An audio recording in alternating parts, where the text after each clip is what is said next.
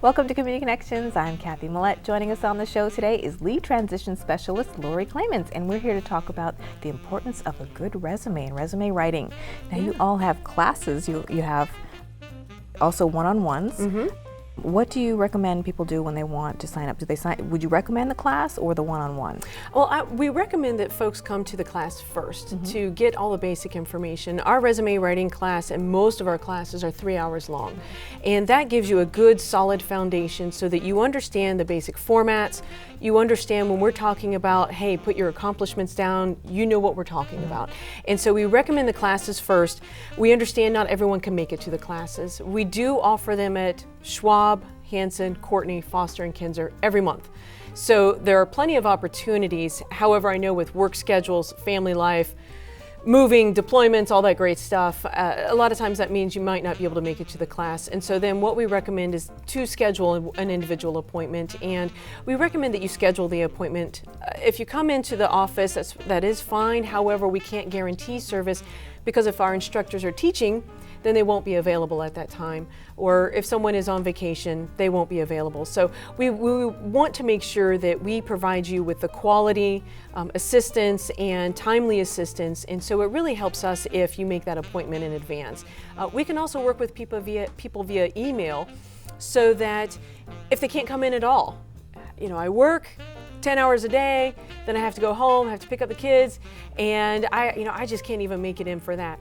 No problems. So would you recommend that they submit what they have already written as well as the announcement? That definitely helps because what we do is when we're helping them with their resume is we look at the job announcement and make sure the resume is matching that job announcement. So many times the biggest mistake people make is that they say, well, this is my experience and I love it and I think it's worthwhile and I'm going to put it out there.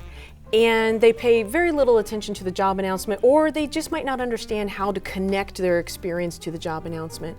And so then that ends up where they get the "you're not qualified" message. What? I'm not so qualified? They have to tailor each and every resume for the job that they want to apply for. Yes, because if you think about it, if say you ran your own company and you wanted to hire someone to be your front desk receptionist, you might be looking for certain qualifications such as people skills, answering the phone, computer skills, so the customer service. And if someone writes all about how they stock the inventory and they clean the floors and they ship documents, okay, but when did you answer the phone? When did you type correspondence? If you don't represent that on your resume, I can't score you well enough. And especially in the federal system, HR and the hiring managers cannot assume anything about you. Right. You're a complete unknown. I have no idea who you are. All I know is what you've put on paper. And if you haven't explained it to me, then you don't have it. Right. Yes. You don't meet the qualifications. Yes. And okay, so what are employers looking for in a resume? Well, first of all, more than anything else, can I find your accomplishments? Can I find your skills? A lot of times I see people, the job announcement says, must have top secret clearance, and it's at the bottom of page 5. Remember, human beings read these, and so they get tired.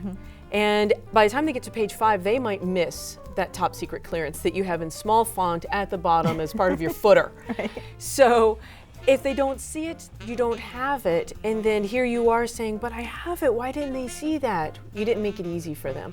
So it's not so much necessarily what format, what paper, should I use dots, should I use arrows? Are you consistent? Are you representing the skills that they need? Not that you think are important, but that the employer thinks is important. And myself, I'm moving pretty soon, and I'm working with one of my coworkers to make sure this looks good because I am emotionally invested in my experience. I think it's important. I love to talk about it. And I need the objective point of view to come in and say, that's a bunch of fluff. Cut that out. Cut that part out. Shorten that sentence there. Let's make this more concise. And so that's what we offer our customers is that objective point of view. We're not emotionally tied to your experience. I don't know you. So I can ask you, so Kathy, what do you do all day? Okay, you sit here, but what is it that you do all day? And so you have to gather research. Right. You have to talk to people, you gather information, you have to have good interpersonal skills. So there's a lot more to sitting on the sofa in front of the beautiful lights, right? There's a lot more to it than that. There is. Even you mentioned, you have to know editing. You have to know the technology behind it as well. Right. So you're not just the pretty face on the screen. Yes, there's more to it. There is much more. And that's something that if an employer were to see your resume and all you put was that you interviewed clients on TV. Right. Okay. Yep, you know how to use the cameras, equipment, set up lights, exactly. write scripts. You have to know a lot. Yeah, and what kind of cameras did you use? Right. What kind of editing technology did you use? What kind of microphones are these? All of that comes into play, and so if you don't tell the employer, they don't know. Right. And so that's the importance of tailoring that resume every single time. And I know it's tiring.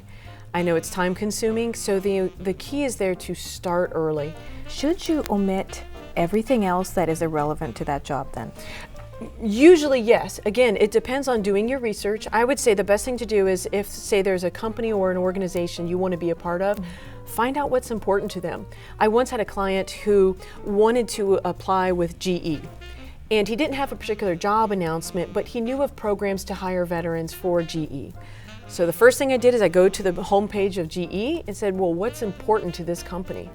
And what was important was doing a lot of community involvement, helping out around the neighborhood, cleanups, clean energy, those kind of things. And so I asked the veteran, I said, well, have you ever been a part of any volunteer work? Have you ever been voluntold to go clean up the beach or do a neighborhood cleanup? Well, yes, I have. Put that on the resume. So no, there was no job announcement saying you need to do community work. However, that's an important aspect to their company.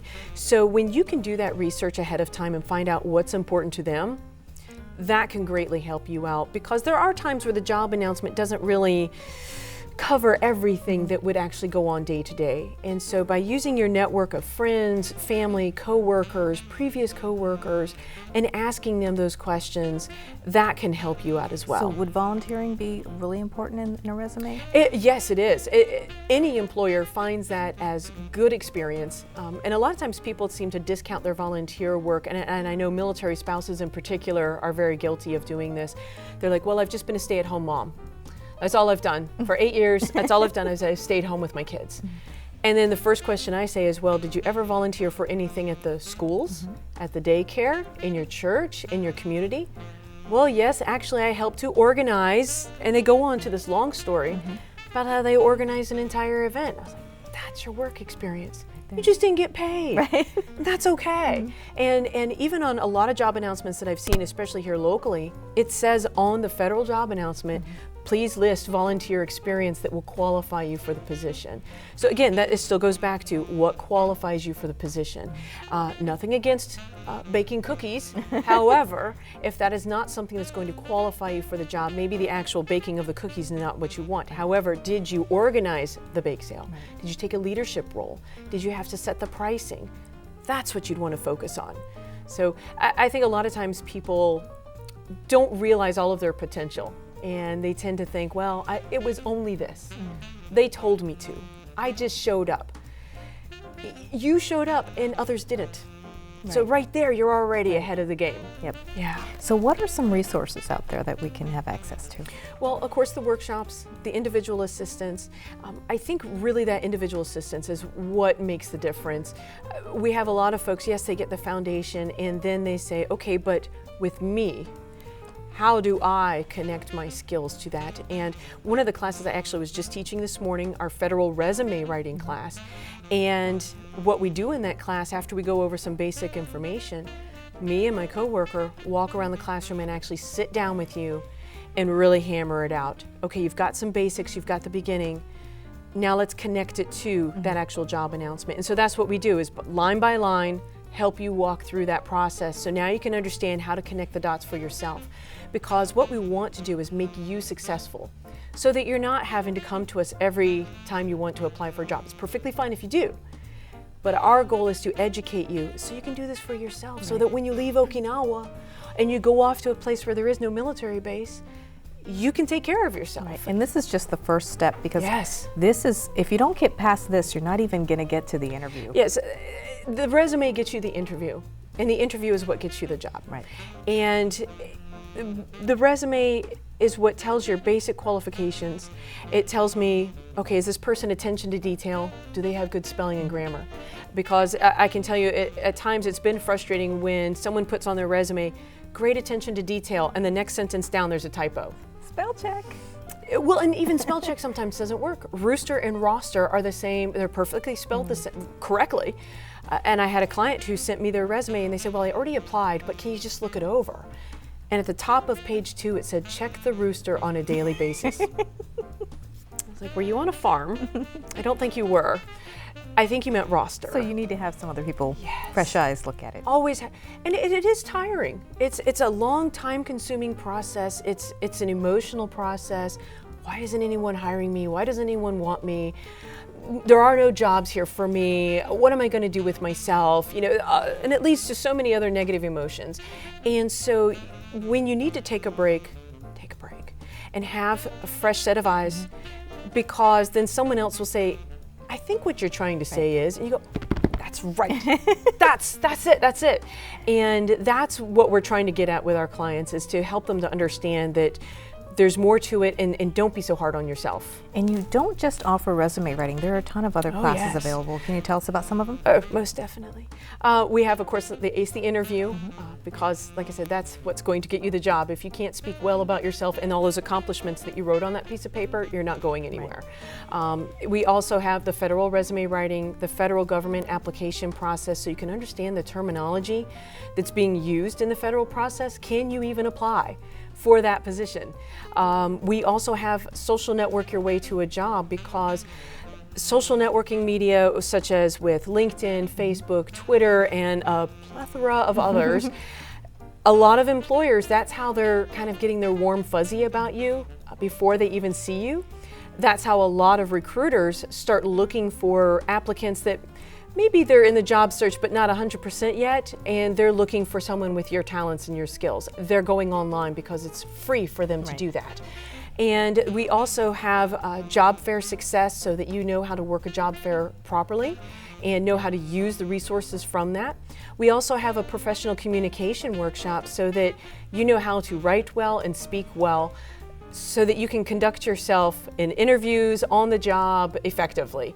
And we also have a resume writing class, where you'll get all of that information about all the different formats for the corporate side, so that you understand how to best match your skills up to the employer. Wow, thank you so much. A lot of information. Yes. Thank you so much. For more information, you can check out our website at mccsokinawa.com. Stay tuned, right back with more MCCS TV.